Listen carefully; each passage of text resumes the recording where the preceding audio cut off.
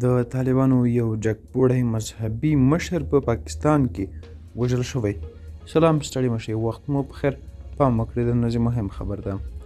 د افغان وایس ګرانو کتونکو پوره حاله سره ویډیو کې ترلاسه کړئ او که چیرې مو زموږ یوټیوب چینل نوي سبسکرایب کړی دا اوس زموږ یوټیوب چینل سبسکرایب کړئ.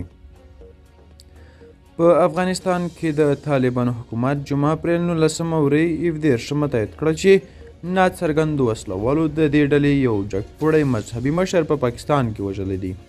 سیمه ییزو پولیسو ویلي چې وسلوالو د محمد عمر اخندزاده په نامه دا طالب چارواکی د پنجشنبې په ماښام د بلوچستان ولایت د کوټي په ښار کې په داسې حال کې وویشت او ویې وژه چې د ماښام لمانځه امامت یې کوه. پولیسو ویلي چې وسلوال د پیښې څخه وروسته تښتېدلی دي، خو دا یې نه دي ویلي چې دا طالب چارواکی چا او ولې وژلی دی او تر اوسه کومه ډلې هم د هغه د وژلو ادعا نه ده کړې. د طالبانو د حکومت ویاند ذبیح الله مجاهد په پرته له دې چې ووایي اخندزاده چیرته او چا وژلی، دا پیښه غندلې او د هغه مړینه یې نه جبرانېدونکې ضایعه بللې ده. ښاغلي مجاهد دا هم ویلي دي چې وژل شوی دیني عالم په کوټې کې ژوند کوه او که د کوم رسمي کار لپاره تللی و، خو دومره یې ویلي چې هغه د دې ډلې د کره کتنې ادارې عضو او د کندهار د جهادي مدرسې استاد و.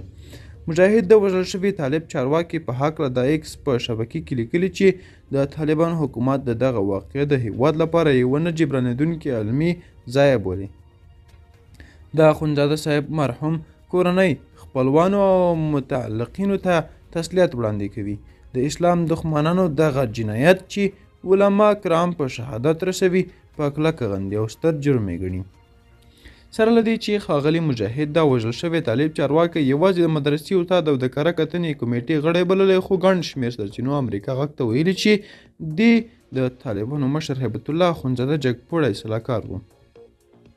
د 2021 کال اګست میاشتې راهیسې چې طالبان په افغانستان کې واک ته رسېدلي ګڼ شمېر جګپوړي غړي او هغوی چې ځوانانو د طالبانو سره تړلي بولي د افغانستان په بېلابېلو برخو کې وژل شوي دي.